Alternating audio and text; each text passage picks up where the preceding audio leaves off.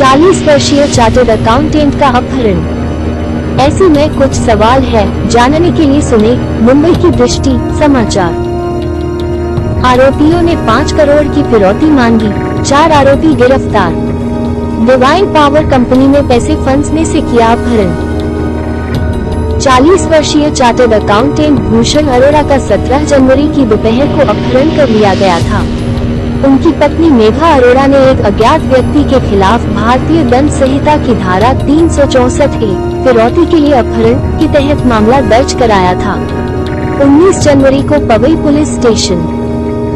17 जनवरी को भूषण काम के लिए निकला और वापस नहीं लौटा।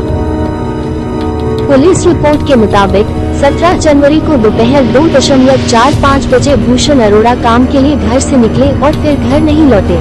18 जनवरी को दोपहर 1:30 बजे उनकी पत्नी ने पवई पुलिस स्टेशन में औपचारिक शिकायत दर्ज कराई। उसी दिन रात 8:30 बजे उसके पति के नंबर से एक कॉल आई, जिस पर उसने उसे 5 करोड़ रुपए की फिरौती की व्यवस्था करने का निर्देश दिया और मामला दर्ज न करने का आग्रह किया।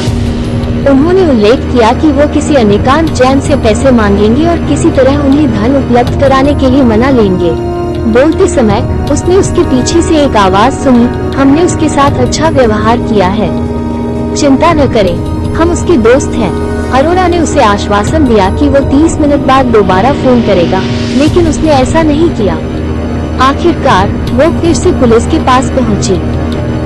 आरोपियों ने फिरौती के तौर पर 5 करोड़ रुपए की मांग की थी। 19 जनवरी को अरोड़ा की पत्नी को उनके पति के मोबाइल से एक और कॉल आई। इस बार एक अज्ञात व्यक्ति ने बात कर उन्हें बताया कि उनके पति ने 15 करोड़ रुपए का नुकसान किया है और 5 करोड़ रुपए की मांग की है। शिकायतकर्ता के अनुसार उसके पति ने 4 व्यक्तियों के साथ सौदा किया था। अक्षय शाह, अरोड़ा के रिश्तेदार राहुल येवले, दत्ता पारुलेकर और दत्ता चौहान, इन सभी ने उसे धमकी दी थी। उसका मानना था कि इनमें से एक व्यक्ति ने उसका अपहरण कर लिया है और फिरौती मांग रहा है। हालांकि उसने एक अज्ञात व्यक्ति के खिलाफ मामला दर्ज कराया। Bite Datta Nalawade, zone 10 DCP।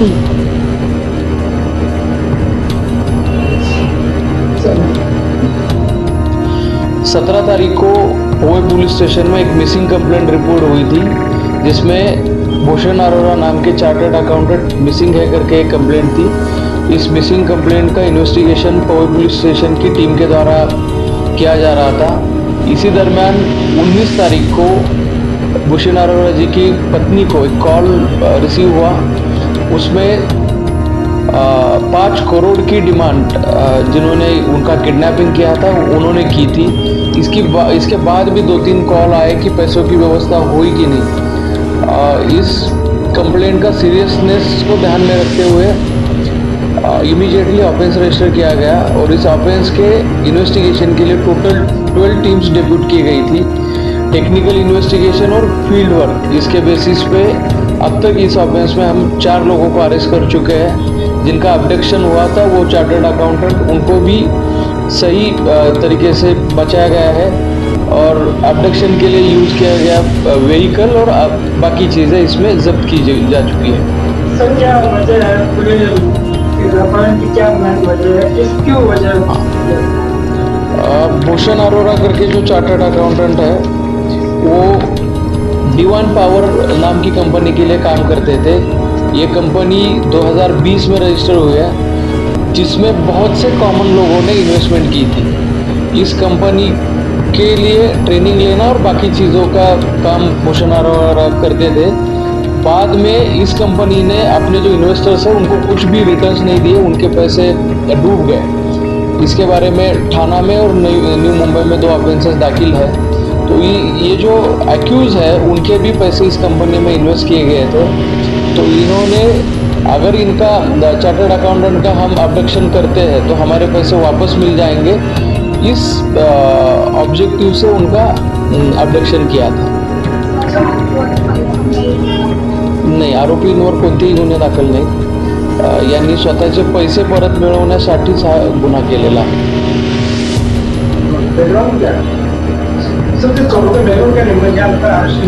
Common service करणारे लोक आहेत, कॉमन सिटीजन आहेत चौघही। आणि त्यांनी स्वतःच्या सेव्हिंग्जमधून त्या कंपनीमध्ये पैसे गुंतवले होते आणि ते पैसे परत मिळत नाहीत म्हणून हा गुन्हा केलेला. सर हिंदी इनको पैसा दिया गया है, चार लोग का बैकग्राउंड क्या है, मतलब वहाँ पर ऐसा है इनको डिपेंड करना है. चारों लोग सर्विस करते हैं. इन्होंने अपने सेविंग्स में से बड़ी अमाउंट ये जो डिवाइन पावर कंपनी है उसके इन्वेस्टमेंट स्कीम में इन्वेस्ट की थी. बाद में रिटर्न्स आना बंद हो गए. इस कंपनी के खिलाफ, उसके डायरेक्टर्स के खिलाफ एक ऑफेंस भी दाखिल हुआ और ये सब होने के बाद भी अपने पैसे वापस नहीं मिल रहे करके अभी पैसे किस तरह से वापस ले, तो इसलिए इन्होंने एक प्लान बनाया कि जो चार्टर्ड अकाउंटेंट कंपनी के लिए काम करता है उसको अगर हम अगवा करते हैं तो उसके माध्यम से हम पैसे वापस ले सकते हैं. तो इस तरीके से उन्होंने प्रॉपर प्लान करके इस क्राइम को अंजाम दिया है. असॉल्ट झालेला आहे. ज्याला ॲब्डक्टेड होते त्याला असॉल्ट केलेला आहे. त्यांना ते साधारणतः त्यांचं रोजचं रुटीन हे असं आहे की 2-2:30 वाजता ते घरातून बाहेर पडतात.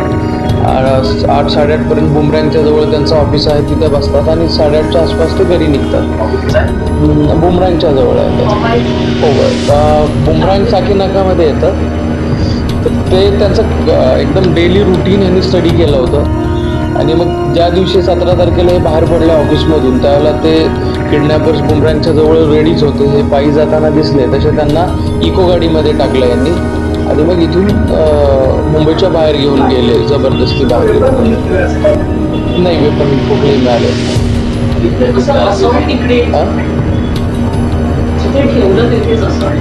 हो, फार्म हाऊसवर.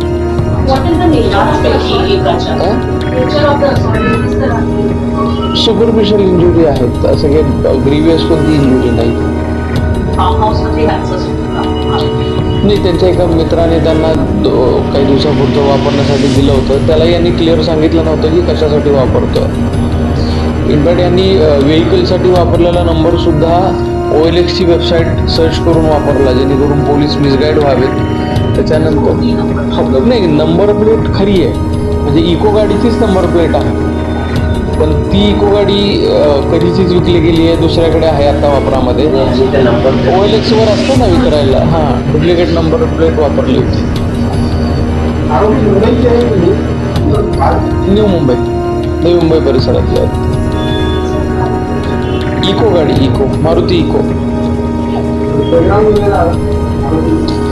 बैकग्राउंड ऐसे कोई क्रिमिनल रिकॉर्ड नहीं है, उनका किसी का भी क्रिमिनल रिकॉर्ड नहीं है.